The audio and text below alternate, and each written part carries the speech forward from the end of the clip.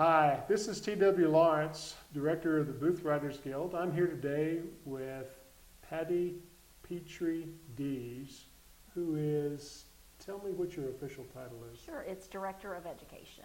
Director of Education at the Booth Western Art Museum. As you know, the Booth Writers Guild is an organization under their umbrella. So I wanted to introduce to the members of the Guild and other people who watch our videos our new colleague who is going to be very instrumental in helping us take some initiatives and keep us on the right track. So, Patty, why don't you tell me, since I'm an outsider, what exactly it is that you do at the museum? Sure, as Director of Education, we run any and every educational program basically that comes through the museum.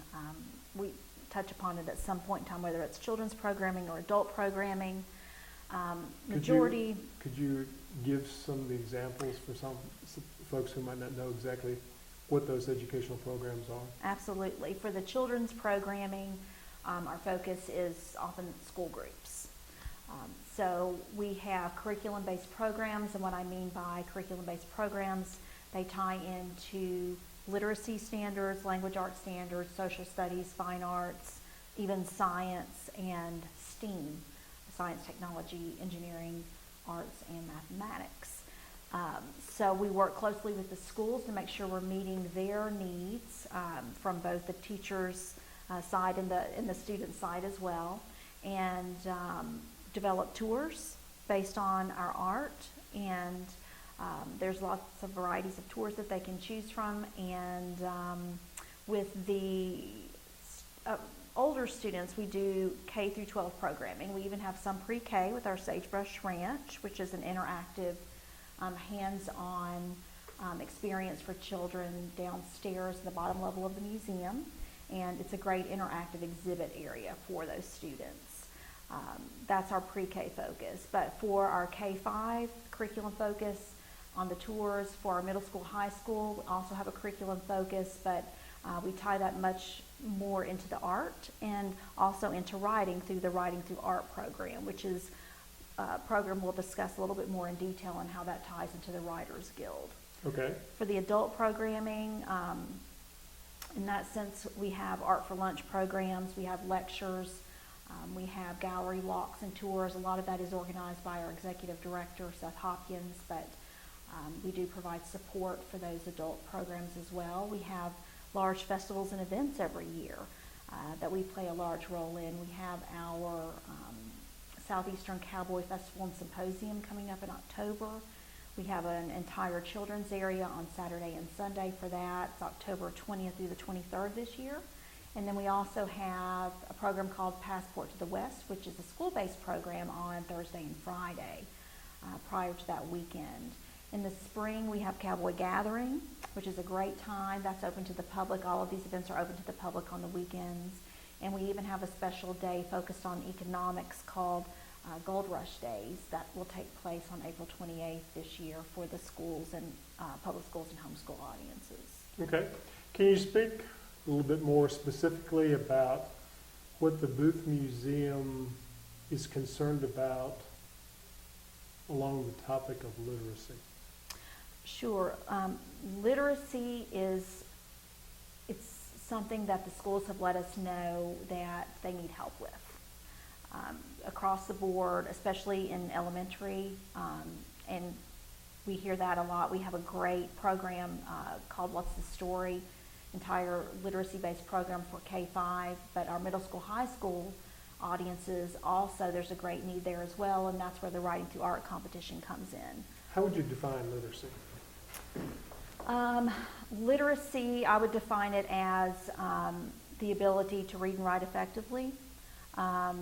With literacy, it's also understanding. There's a lot of different facets to literacy, but reading and writing are the two skills that are cited the most when it comes to literacy for the schools. Okay. And you said that there was some overlap between your initiatives and the activities of the Booth Writers Guild. Yes, the Writing Through Art competition, definitely there's an overlap with the Writers Guild. Being relatively new to the position, I joined the museum in March of 2016. So this is my first round of going through the Writing Through Art competition and learning. Could you explain more specifically what that is? Sure. So I'm kind of learning the ropes of that competition. And with the Writing Through Art competition, it's open to 9th through 12th graders. We select artwork. We have teachers assist us with that. This year we had 3 teachers join us from Floyd and Bartow County schools.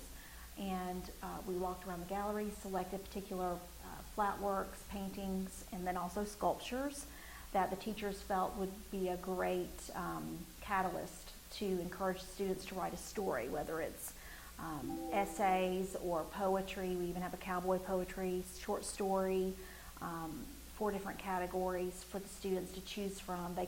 They can submit in more than one category, and it's actually lesson based. In the classroom, the teachers assign this as a lesson and work with the students. The students prepare their, whether it's essay or poem, it's submitted for a grade. The teacher submits the highest quality pieces, and those are then submitted to the booth, and the education staff often does the first round of vetting the selections that were sent to us from the teachers, and then from there we hand it over to the Writers Guild to really select the cream of the crop. Yes, we've had volunteers from our membership who read the last 20 or so short stories and poetry, and then cowboy poetry is a different event, and Tom Curlin heads that up because he's the cowboy poet essentially for the museum. Sure. So one of the things that, if I'm understanding the mechanics of it, because I was a judge last year and I saw the work, and I also saw copies of the paintings that inspired the various stories, because they say this story was inspired by X painting, Right. and then here's the story. And so I even went so far as to go and look at the paintings myself and think, if I were going to write a story, I would take this event, this event, this event.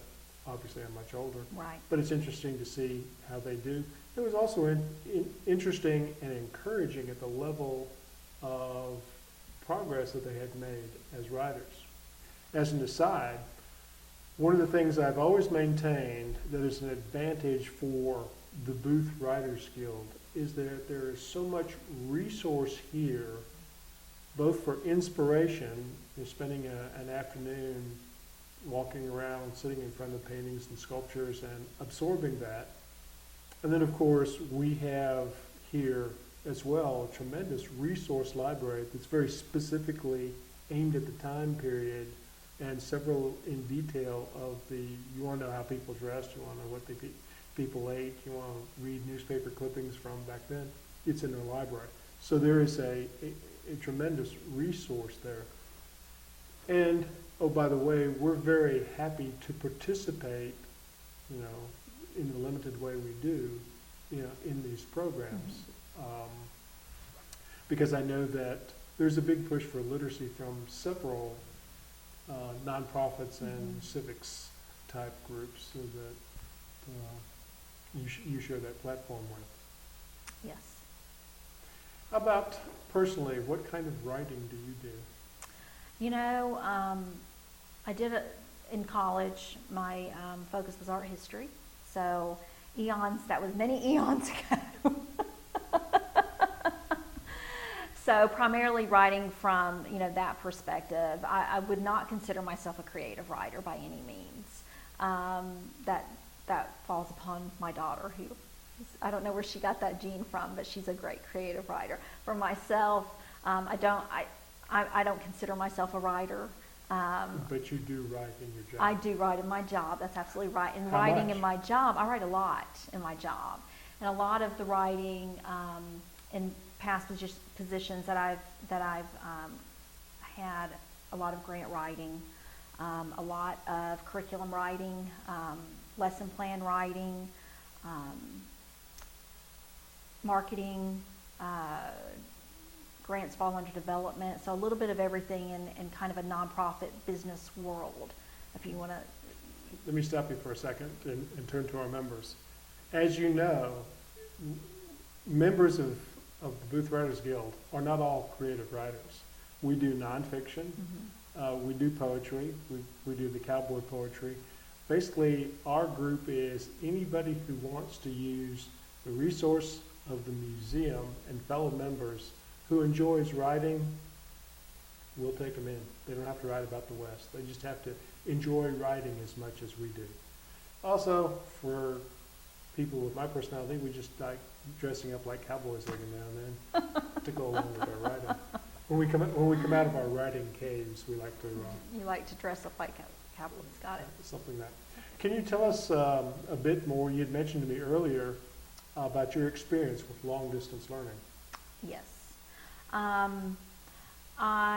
As I mentioned, I joined the museum in March of 2016, and prior to that, I had been involved in distance learning, specifically video conferencing, that modality of distance learning, through my previous job, where I founded the very first distance learning program for an arts organization in the state of Georgia, and grew that to be the top arts-based distance learning model in North America. It garnered more awards than any other museum, whether it be art, science, history, over 20 awards internationally recognized. And that was based on curriculum-based learning, reaching out to schools and infusing the arts into the curriculum.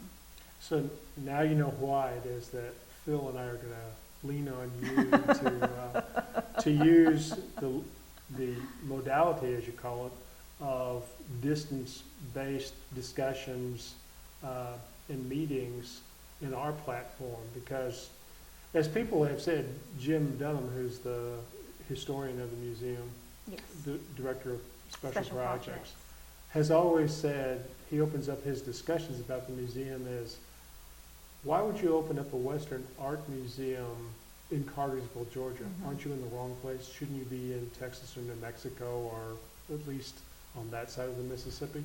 And so with technology today, you can be anywhere. Right. And so we want to take advantage of that. We want to take advantage of your experience. And so we'll be doing, hopefully, a lot more of this. And as we were discussing before this meeting about having interviews online with appropriate people in our world, that would be interesting for people to see. And also the development of, the Booth Writers Guild has a YouTube channel, which this will hang on, and some other things. And so we'll take advantage of the resources of the museum and you specifically to guide us, Sure. through that. Do you have plans to, with your initiatives that you're in charge of, to use such media? We do. My first focus is always to get students and teachers and the public in the doors. That's the number one priority, so that people can really, that are close enough by, distance-wise, get them in the doors. But for all of those people that just simply have time barriers, distance barriers, even socioeconomic barriers, if you have people in South Georgia, or especially students and teachers, that would be my area of focus. So in the future, we do plan to begin delving into distance learning opportunities for students and teachers across Georgia in areas that are about a 50 to 75 mile radius outside of Cartersville. I haven't asked you this before, so I'll spring this on you. How would you see the Writers Guild taking advantage of this approach and this technology?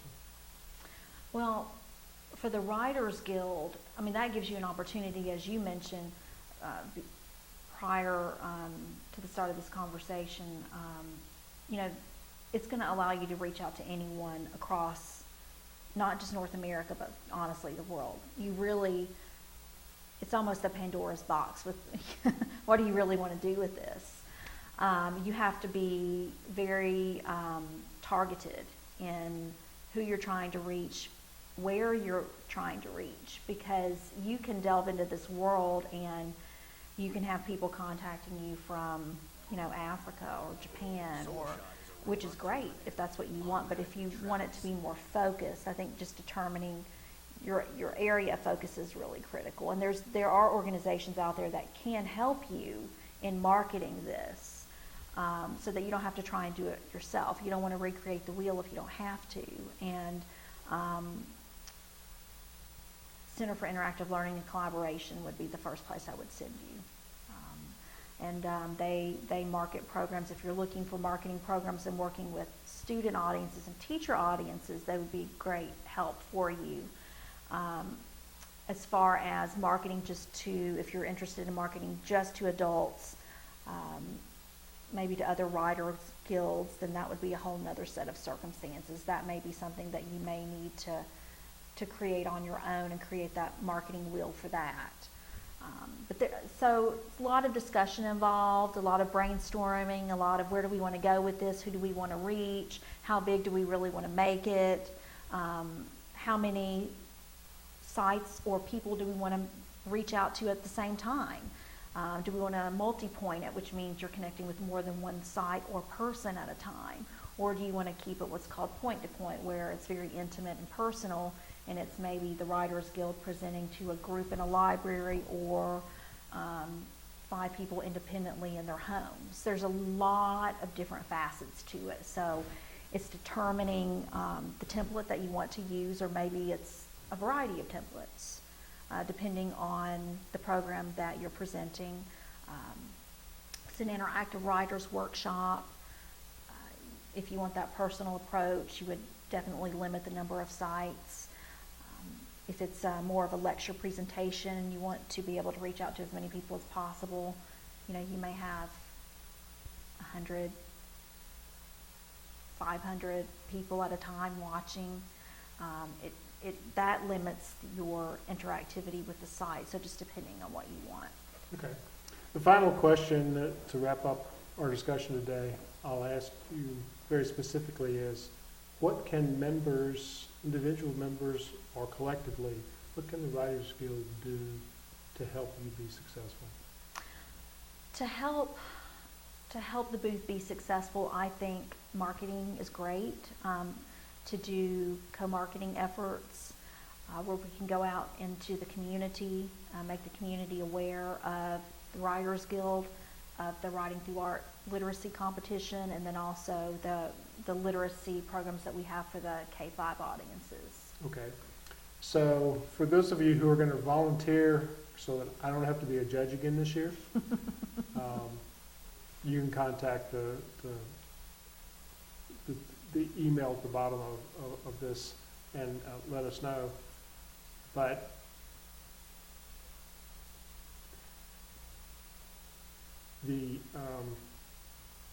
individually, we can do some things to help you. We can reach out, because we all live in slightly different parts of the community, coming back here, and we can suggest things, places to go, people to hook up with. If we do a traveling show based on, because there are a lot of us writers who are also talkers, and we like to go out and share what we know, share our writing, share the booth experience. But can you tell us, as we're volunteering, what the dates, the deadlines are for this? Like, when is all this going to take place this year?